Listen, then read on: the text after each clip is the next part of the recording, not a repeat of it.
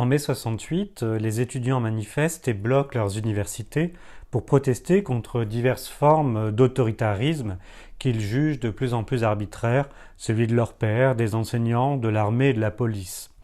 Il s'agit de faire advenir une société moins hiérarchisée et favorisant l'épanouissement et la créativité individuelle.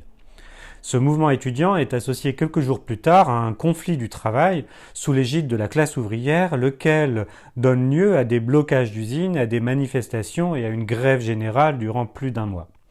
Le mouvement étudiant et le mouvement ouvrier constituent deux exemples de conflits sociaux, c'est-à-dire des relations antagoniques entre des groupes sociaux qui défendent des intérêts contradictoires, ces intérêts pouvant être d'ordre économique, politique ou symbolique. La sociologie peut nous permettre de mieux comprendre les conflits sociaux en mettant en avant leur diversité.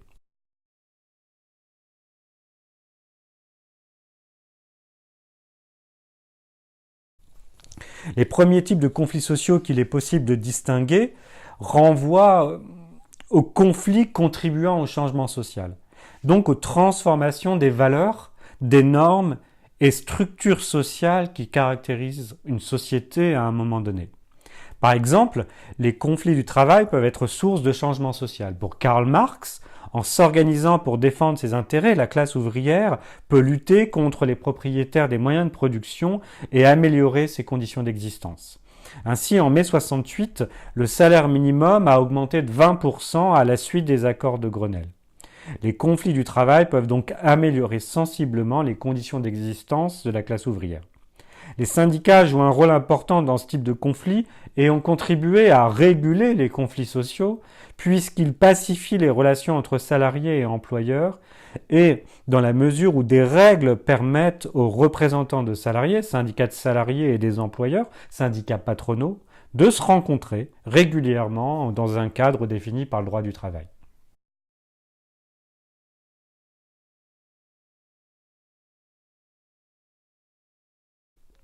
Si pour Marx, les conflits sociaux peuvent être source de changement social, les conflits sociaux sont aussi source de cohésion sociale. Le sociologue allemand Georg Simmel considère que les conflits sociaux constituent une forme de socialisation, une façon pour un groupe d'individus d'interagir avec d'autres groupes, même si ces groupes peuvent avoir des intérêts contradictoires. Les conflits sociaux sont alors source de cohésion sociale parce qu'ils permettent aux adversaires de reconnaître leur existence mutuelle et d'engager des négociations pour aboutir à une situation de compromis satisfaisante pour les membres des deux groupes. Dans le cadre des conflits du travail, le conflit est bien souvent un préalable à la négociation des parties en conflit. De plus, les conflits sociaux renforcent les liens entre les membres du groupe en lutte, comme dans l'exemple du mouvement des droits civiques aux États-Unis dans les années 60 ou des mouvements des chômeurs, du mouvement des sans-papiers dans les années 90.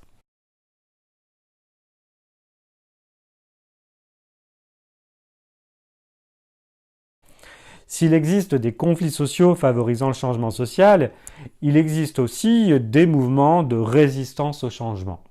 Certains groupes sociaux peuvent s'opposer aux évolutions des valeurs et des normes sociales. Le regard que porte par exemple la société sur l'homosexualité évolue dans le sens d'une plus grande tolérance. Pourtant, en 2013, le mouvement contre le mariage pour tous, porté par des associations catholiques, par l'Église et par des partis de droite, s'est opposé au projet de loi visant à accorder le droit aux couples de même sexe de se marier et d'adopter des enfants. Ainsi, le mouvement anti-mariage pour tous est un exemple de conflit de résistance au changement social. Le mouvement social contre la loi travail en 2016 et les ordonnances réformant le code du travail publiées par le gouvernement d'Édouard Philippe constituent un autre exemple de conflit de résistance au changement social, considérant que la réforme du code du travail risque de réduire les protections des travailleurs.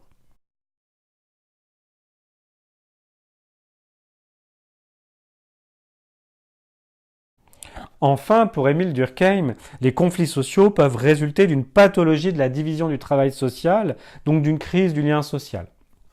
En effet, pour le sociologue français, la division du travail social est à la base une solidarité dite organique, fondée sur la spécialisation et l'interdépendance entre les individus.